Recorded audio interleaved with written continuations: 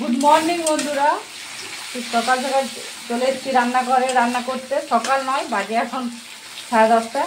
তো এই যে মাছের মাথাগুলো ভেজে নিচ্ছি, এটা বানাবো একটু মুড়ি ঘন্ট।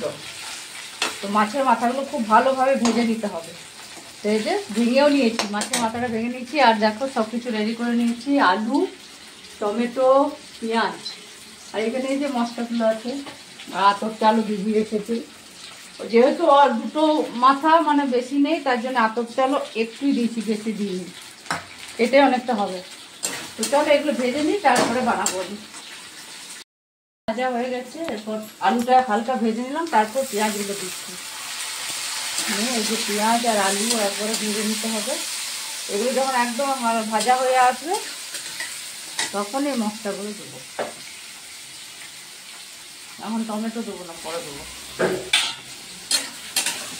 চলো এটা ভাজা, দেখো এটা ভাজা হয়ে গেছে। তারপর এই যে একটু আদা,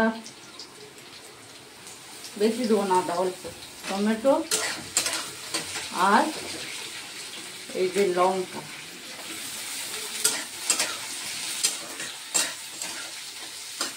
আর এই যে মশলাগুলো দিয়ে আছে সব দিয়ে দিলাম।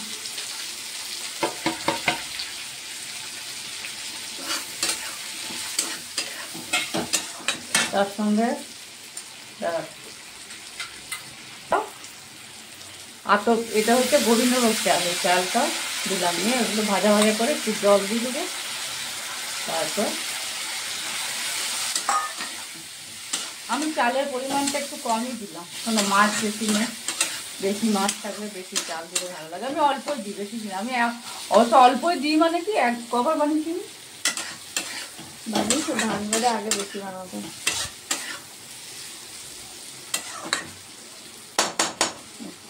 এবারে এটাই জল দেবো, চালটা সেদ্ধ হওয়ার মতন জল দিতে হবে।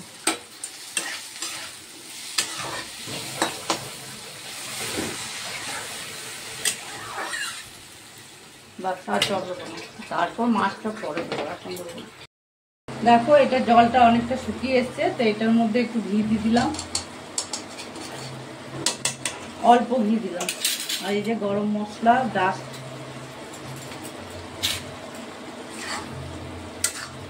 তারপরে এই যে মাথাগুলো ভাজা ছিল ওগুলো,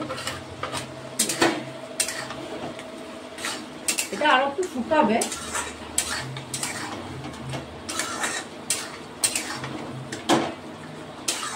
একটু সামান্য, আমি কিন্তু নুনটা না তখন দিইনি, পরে দিলাম। একটু সামান্য চিনি দেবো, এখন দেবো না, একটু পরে দেবো। না সস দিতে না।